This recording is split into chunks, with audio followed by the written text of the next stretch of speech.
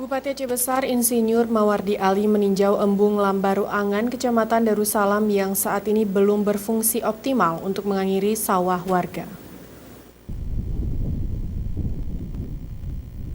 Peninjauan embung tersebut dilakukan Bupati Mawardi Ali usai temu ramah dengan para tokoh masyarakat, kecil, ibu mukim dan mahasiswa pemuda Kecamatan Darussalam. Mawardi dalam kunjungan kerja yang didampingi staf khusus Bupati Musa Bintang dan sejumlah kepala SKPD meminta kepada masyarakat agar dapat memanfaatkan keberadaan embung tersebut secara maksimal karena sebagai sumber air untuk mengaliri areal sawah bagi masyarakat di sekitar belum mampu mencukupi.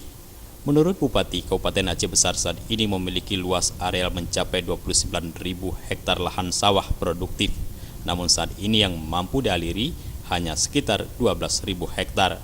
Sementara selebihnya adalah sawah tada hujan yang belum tersedia sarana jaringan irigasi. Untuk itu Pemkab Aceh Besar terus berupaya memanfaatkan embung untuk mengaliri areal sawah warga. Ya, Aceh Besar ini kan kita luas lahan area pertanian itu kita ada 29.000 hektar yang lahan produktif yang selama ini belum mampu untuk kita aliri.